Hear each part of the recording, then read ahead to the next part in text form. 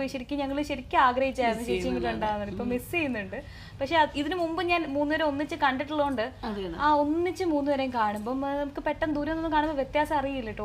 ഒരേ മുഖച്ചായ, ഒരേ ഡ്രസ്സൊക്കെ ഇട്ട് ഇപ്പം നല്ല ലൈക്ക്നെസ് ഉണ്ട്.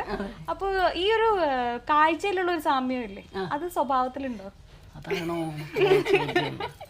സ്വഭാവത്തിലെന്ന് പറഞ്ഞാലെടാ, ഞാൻ എന്നെ പൊക്കി പറയാൻ നീ ധരിക്കണ്ട. എന്നെ പോലെ ഒരു സർവ്വഗുണ സമ്പന്നയായ ഒരു കുട്ടിയെ കുടുംബത്തിൽ ജനിച്ചിട്ടില്ല, അത് പോട്ടെ. പിന്നെ കൊച്ചിലത്തെ കാര്യം സ്വഭാവം ചോദിച്ച് നല്ലൊരു ചോദ്യമാണ്. കാരണം വെച്ചാല് ഇപ്പൊ ചായയിലോ ഒക്കെ ഒരു ഇപ്പൊ ഇരട്ടകൾ തന്നെ, മിക്കവാറും ഇരട്ടകൾക്ക് പോലും അവർക്ക് രണ്ടും വ്യത്യസ്ത ഇഷ്ടങ്ങളും ഒക്കെ ആയിരിക്കും.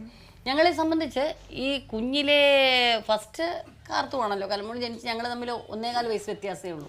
അതുകൊണ്ടാണ് ഈ ചേച്ചി എന്നൊന്നും ഞങ്ങൾ വിളിക്കാറില്ല. പിന്നെ അത്ര വലിയ ബഹുമാനമൊന്നും കൊടുത്ത് പൊക്കേണ്ട ആവശ്യമില്ല. രണ്ടാമത് ഞാൻ ജനിച്ചു കഴിഞ്ഞിട്ട് ഞാൻ ഈ സ്ത്രീ പീഡനം പുരുഷന്മാർ മാത്രം പീഡിപ്പിക്കുന്നുണ്ടല്ലോ, സ്ത്രീകൾ തന്നെ സ്ത്രീകളാൽ ഇവിടെ പീഡനം സഹിച്ചാണ് ഞാൻ ജീവിച്ചത്. കാരണം എന്താ പറയുക, കൊച്ചിലെ തമാശയിലിടാ, കൊച്ചിലെ സമ്മതിക്കണുണ്ട് പീഡിപ്പിച്ചെന്നാ. മാത്രമല്ല ഞാൻ ജനിച്ചു കഴിഞ്ഞ ഉടനെ ഉണ്ട് ഈ എൻ്റെ അമ്മൂമ്മ കൊണ്ടുവന്ന് ഈ എക്സസൈസ് ഉണ്ട്, നമ്മുടെ കാലും കയ്യും പിടിച്ച് ഞാൻ നിർത്താതെ കരയുന്നൊരു കുഞ്ഞായിരുന്നു ആ കൊച്ചിലെ.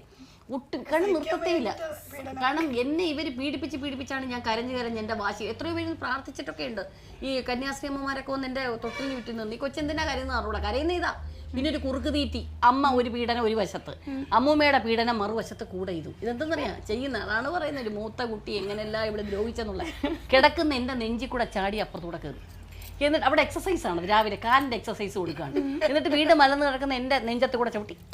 തമാശ ഇങ്ങനെ എത്ര പ്രാവശ്യം എന്നെ കൊല്ലാൻ. ഫസ്റ്റ് ജന്മമല്ലേ, എന്റെ ആദ്യത്തെ ജന്മമല്ലേ, ഒന്നും അറിയില്ലായിരുന്നു ഈ കുട്ടിക്ക്. പക്ഷെ അതിന്റെ പരിസഹിതം വലുതായപ്പോ ഞാൻ മാറ്റിയത്.